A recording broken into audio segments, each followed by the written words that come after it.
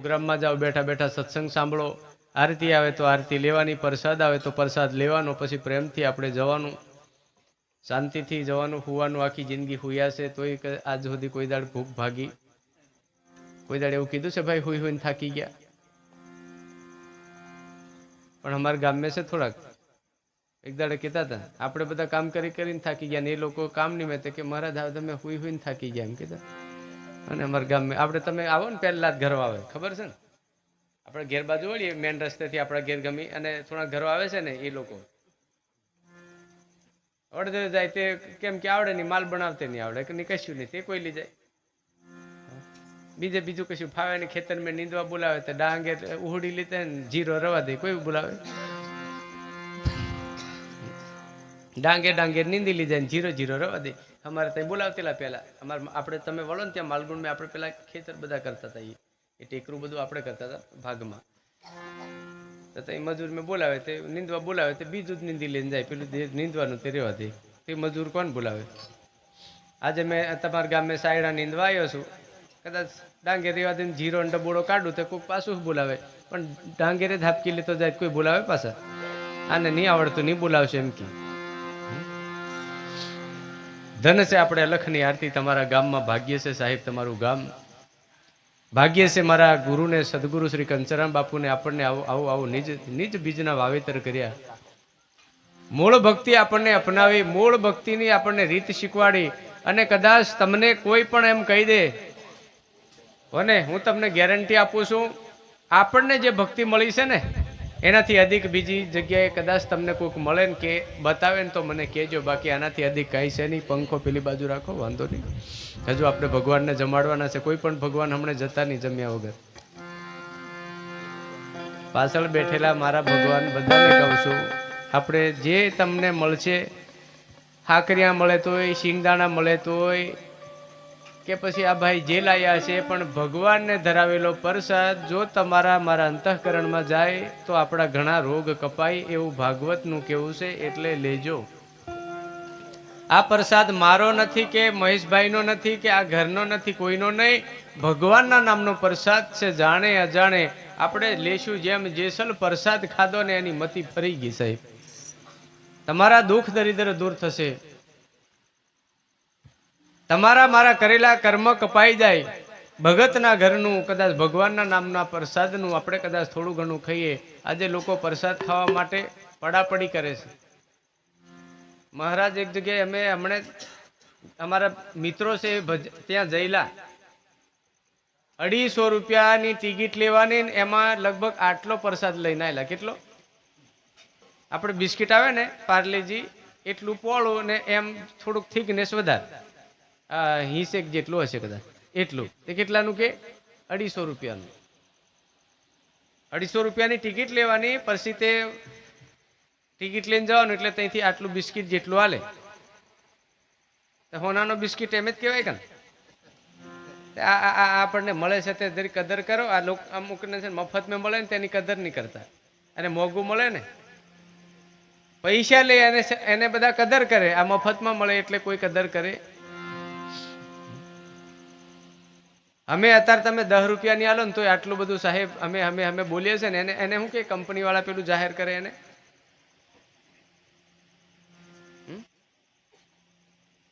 પેલું બહાર પાડે ને કંપની વાળા, એને શું કે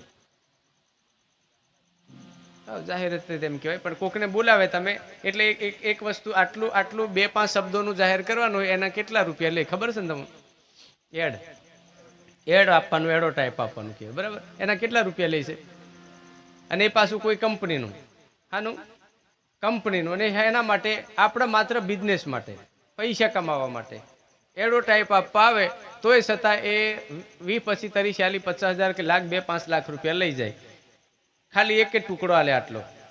આપણે આ પહેરવાની બંડી હાલવાની હોય ને તો એટલું જ ખાલી સાપે ને આમ પહેરીને બતાવડે એમ કરે એટલે આપણે કે હા હો સારું છે. એમાંથી 4-5 લાખ ઉતારી લઈ અને તમારા આત્માના કલ્યાણ માટે અને સત્ય સનાતન નિજ ઘરના મૂળ ઘરની વાત લઈને આજે કદાચ અહીંયા એક પ્રોડક્ટ લઈને આવ્યા. પર્વતરામ તમારા દાસ તરીકે આવ્યો હોય સાહેબ, પણ મફતમાં મળે એટલે કોઈ કદર કરે? હું તો કહું 10 રૂપિયા નહીં હાલશો મારા વાલા, કંઈ નહીં, તમારો સમય આલો તો એ ઘણું છે. મને મારો ગુરુ કંચરામ બાપુ ઘણું દા લઈને છે.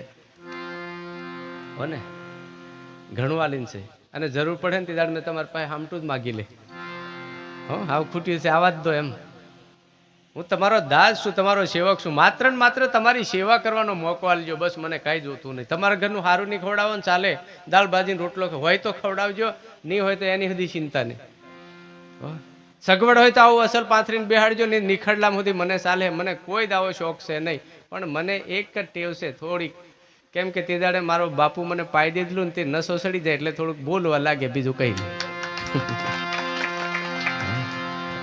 મારા ગુરુએ મને એવો નશો પાયેલો છે ને સાહેબ એવી પ્યાલી પીધી મારા સદગુરુના હાથે હે પીતામાં પ્રીત બંધાણી મારા પ્રીતમની સંગાતે સાહેબ એવી પ્યાલી મારા ગુરુએ પાવી છે આ જગતમાં બધું પીધું હશે પણ તમે એકવાર જો સદગુરુ ચરણેજી રામના નામનો રસ પી લઈ ગયો ક્યારે પણ ઉતરતો એવો રસ પીજો જેથી કરીને આપણો ઉદ્ધાર થઈ જાય આ દુનિયામાં તમને કાળ ભરકી નહીં ખાય એવી જગ્યા હોદી લીજો સાહેબ અડધી રાતે તમે ગમે ત્યાં જ્યાં હોય ને પણ તાળું મારેલું હોય ને તો તમને કશાની બીક આવતી પણ ખુલ્લું હોય તે દરવાજા ગમી નજર જાય કે નહીં દરવાજા ગમે જ નજર જાય વેગળે નહીં આવી જ નહીં જાય ને આવી જ નહીં જાય ને પાણી પીવાનું હોય તો લોટું એમ કરીને નથી ફાળે એમ કે પેલે દરવાજે કદાચ સરકીને આવે તે એમ પણ લોક મારી દીધેલો હોય તમને એક તાળા પર ભરો થઈ જાય અરે લોક મારેલું છે કોઈ નહીં આવે હે જેને સાસા સદગુરુનું જ્ઞાન પ્રાપ્ત થયું છે અને રામ નામની ભક્તિ જેને ઓરી લીધી છે સાહેબ એને ભરોસો થઈ જાય કે મારા રામ મને મારા રામનું નામ મળી ગયું છે મારો રામ મારી રક્ષા કરે છે આ ધરતી ઉપર મને કોઈ પણ ભરખવા વાળો કે મને કોઈ હેરાન કરવા વાળો નથી તમે નાનું છોકરું અત્યારે તો દાદરા થઈ ગયા સાહેબ તમને એક વાત કહું આપણે બધા નાના હતા ને આપણી માં આપણને ડબલે લઈને જવા બહાર જવા હોય ને આપણે થોડેક નજીક ગયા હોય ને પછી આપણે જે ખરા પણ પાસે ફરીને ફાલતા ગઈએ આપણી માં કે આપણો બાપો જોડે ઊભો છે ને એમ અને પછી આપણને કે તું ચિંતા નહીં કરે તું પર જા ને મેં અહીંયા ઊભો રહ્યો એમ એટલું જ કીધે ને એટલો બધો ભરવો આવી જાય ને અરે મારો બા ઢુકડો નહીં કોઈના બાપની તેવડની મને કશું કરી શકે એવા બાપની આપણે કદાચ હંગાત લઈ લેજો રામની સાહેબ કાળ પણ કોઈ દાડે કંપી જાય તમારી આગળ આવશે મેં કાલે જ કીધું તું આ ભેરવો નહીં રાજસ્થાનમાં બહુ હેરાન કરતેલો કે કોણ ભેરવો રાક્ષસ રામદેવજી મહારાજને અજમલ રાજાને ઘરે આવવું પડ્યું હું ઘણી વખત કહું છું કે અજમલ રાજા ને ઘરે કદાચ રામદેવજી મહારાજ પધાર્યા હોય પણ સંતોનું એમ કેવું છે કે તોરા કુળને તારવા અજમલ ઘર લિયો અવતાર પિતા પુત્ર થઈને અજમલ ઘેર લીધો અવતાર પિતા પુત્ર થઈને અવતાર લીધો આપણે બધા શું કહીએ રામદેવજી મહારાજ અજમલ રાજાનો છોકરો એમ કહીએ ને પણ રામદેવ રામાયણ એમ કહે છે કે બાપો અજમલ રાજાનો પિતા અજમલ રાજાનો દીકરો થઈને અવતાર લઈને આવ્યો એમ કહેવાય ગોઠવી જોજો કેમ કેમ થાય છે હો તમે નવરા પડો ગોઠવજો પિતા પુત્ર થઈને અજમલ ઘર લિયો અવતાર જે બાપ હતો એ દીકરો થઈને પણ કુખે જન્મ્યો કુખે નહીં જન્મ્યો એમ અજમલ રાજાનો દીકરો થઈને પણ શા માટે તે કે ભેરવાનો નાશ કરવા ભેરવાનો નાશ આજે થાય તમને કોઈ હેરાન કરતું હોય ભેરવો તો મને કહેજો મેં હજી ભાલો લઈને જ આવું છું ભેરવો એટલે તમારા મારામાં પડેલો અહંકાર તમારો મારો કાળ સાહેબ એ ભેરવો છે તમને કાયમ સતાવે છે પણ સદગુરુ શબ્દનો ભાલો જો તમને મળી ગયો અને એ ભાલો વાગી ગયો ને ત્યારે કાળનો નાશ થઈ જાય પછી પ્રેમ ભાવ સહન શક્તિ જ્ઞાન વૈરાગ ભક્તિ પ્રેમ આ બધા આવવા માંડે એટલે સમજી જવાનું હવે આપણું કામ થઈ ગયું ભેરવાનો નાશ થાય ને થાય પણ ક્યારે રામદેવજીનો ભાલો હોય તો મેળ પડે બાકી બીજા બૂઠા કુરાના કામ લાગે બીજા બૂઠા કુરાના કામ નહીં લાગે આ તો ભાલા વાળો જ મેળ પડે બાકી બીજાનું કામ નહીં એટલે ભાલો જોશે જ આજે સુધી અને ભાલો હશે તો જ તમે લડી શકો નહીં તો લડી શકવું પણ કાઠું છે